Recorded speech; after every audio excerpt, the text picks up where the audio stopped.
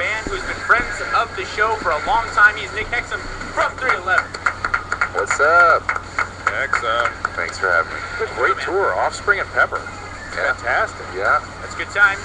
Southern Cali style. That's so cool. We first heard about the tour when the Offspring was on the show. Yep. About 2 weeks ago, something like that, and they were very excited to have you on the tour. Like Dr. Drew said, it is the Unity Tour with Pepper, 311, and the Offspring. Tour kicks off 6/18, which is in just a couple days if you're here in Los Angeles. Is it here? Starts here? Yeah, the end of the tour is in Irvine. I think that's the 24th. Go to 311.com/shows for all the info on dates. They are playing in a whole bunch of places. I'm at the website right now, and it kicks off in Fairbanks, Arkansas. Right. Alaska. Oh, Yeah. We're going to Alaska for the first time. Oh, you are, and then you're going to couple. Anchorage. Jesus. Wow. Yeah, two Alaska shows, and then we fly down and join the buses and start kind of like the real tour in Ohio.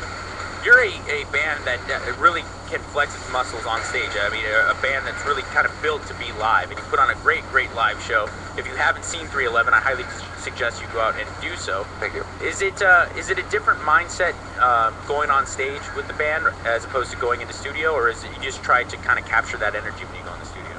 Yeah, I mean, we're really all about the live setting. You know, it's just that you know, like a sound check doesn't.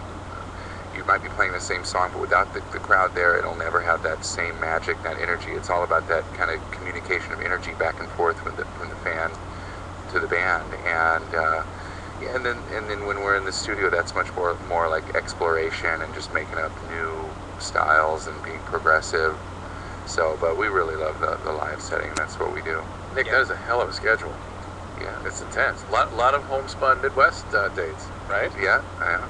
We're pretty well balanced. You know, we play everywhere.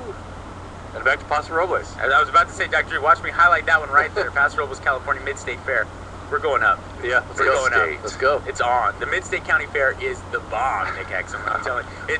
Because we were talking about when the Offspring was in here. That part of the state doesn't get a lot of concerts coming through it because it's kind of, you know, farmland and stuff like that. So every once in a while you get these huge like fairs coming through, and they get the biggest names in country, rock, and hip hop and pop to come through, and it's this massive concert setting with like a rodeo right before.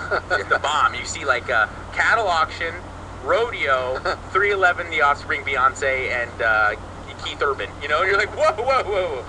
Well, that's like growing up in Nebraska. Like, we didn't get a ton of bands, so when bands would come through, we would go crazy, and the bands would always say, like, you guys are the best audience ever. And we're like, are they blowing smoke? But no, it's, you know, smaller towns. That's So appreciative. Yeah. Now, I don't see Nebraska on the list, though. Gotta tell you. Don't see it. no hometown love. We did it in the spring. There it is. No Dakotas, no Nebraska. Is the entire band of 311 from Nebraska? Or? We are. We went to a couple high schools in the Omaha area and all moved out here together back in '92.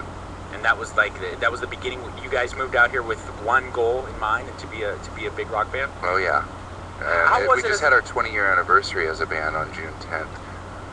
We were just talking to Harlan Williams last night, a comedian, and he was saying that he appreciates his success as a comedian because of all the things he had to go through to kind of filter through the Canadian system and being from a small town and making his way into Hollywood and New York City and doing the comedy clubs and things like that. Do you guys appreciate, is there more of a kind of self-gratitude because you knew what you had to do to get out here and take the gamble and the toss of the dice to all get out and go to Hollywood and do the thing? Yeah, you know, I don't feel like we got any, you know, easy breaks. We really worked for everything and built it up, like show after show and just through word of mouth. And there was some very lean times. We were living on top ramen, and for 1 year we put our stuff in storage and just lived on the road. We didn't even actually have homes, and we just toured.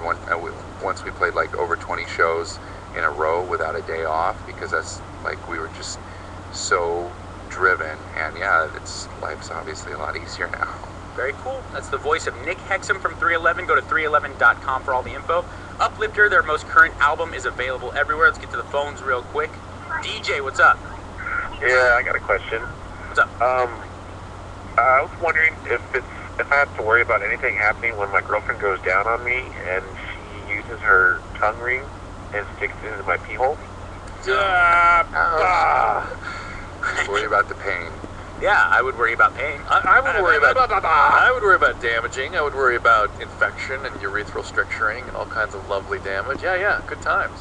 There's no pain in it. It's actually more of a pleasure. How much pleasure? Come on. Where it gets me super hard. Yeah. So she actually takes like the knob on the top of the tongue ring and inserts it inside the pee hole.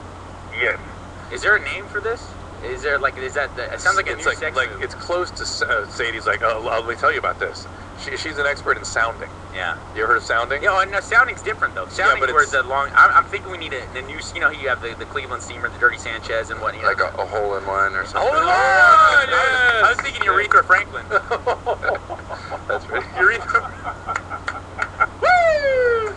All right, DJ. Look, don't do that. And if it really brings you pleasure, Let's just round the horn here once. Those stupid tongue rings, really?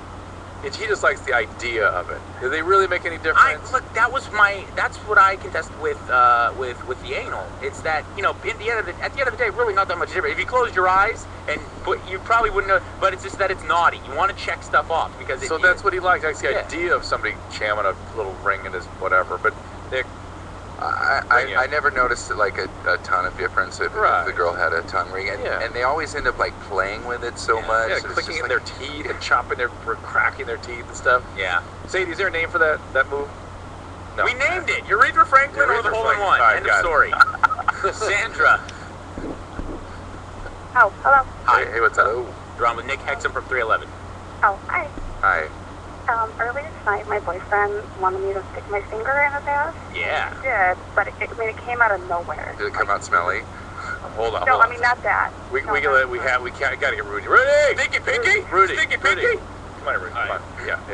Well, it was actually from watching the show that I started mentioning that a lot of guys actually like it. Hey, Sandra, what's up? Hey, it's Rudy. I got a quick question. What TV shows are you watching where they're sticking fingers in culos? I'm not watching a show, I'm listening to this show. I heard Loveline. We heard you talking about it, Rudy. Yeah, like, Did I you like remember what it. happened to Rudy, though? You don't like it. No, I like it when Sagro does it because she got them long fingernails like Sadie. Yeah. And she's got the rhinestones up on them. She has So the like I feel Hello Kitty, bumps up Hello in my- Kitty yeah. faces My on there. colon gets all shiny. I got colon bling. You already have rectal prolapse. I know, but like before that, like I mean, don't get me wrong. Now it's like all numb, like because I got like a wrestler's ear. My butthole, looks like a prawn from like the pet Nick Hexum. I was in the jail, right?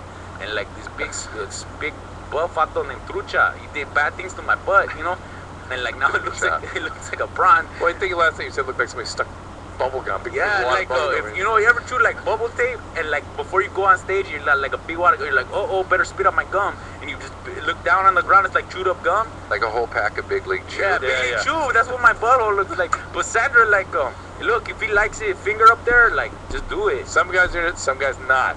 Yeah. Minority into it, I would say. Minority into it. I'm thinking, though, that he's going to want to do it to me, because that's where he started all this. Clean. Because he thinks you're gonna like it too. Hey, Here's the words you must cultivate. That does not turn me on. If you don't want some guy to do that, that's when guys will stop. Hey, Sandra, when you stick your finger up there, like, pull your finger up by your nose like you're just Pretty. tasting a fine wine. Why? Because What does that do with you? you gotta make sure he's healthy, fool. Like, because the glands up in your, what's it call it? It's like a dog, man. What are you talking yeah, about? you espresso. No, You got people don't have espresso. that. No, What? really, no, man, they don't. Oh, people damn. don't have Dogs, you gotta squeeze those. Yeah, that's right. Like, I got I my thought little. you were. Rudy, I gotta tell you something. I thought you were straight.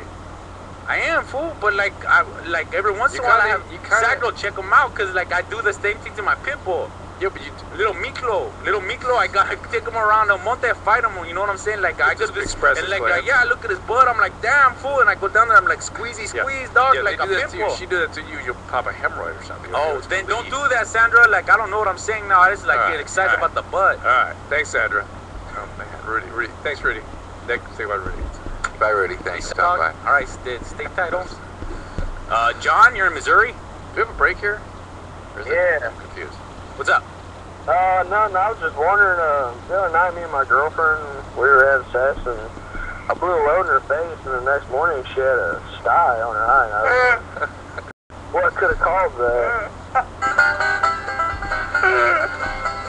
You're the best, John. I love you. Dr. Drew, can dried up semen cause a sty? Not dried up, but semen in the eye is very irritating. It's organic fluid, right? Very irritating. In fact, one of the problems is it causes a conjunctivitis, and gonorrhea and chlamydia can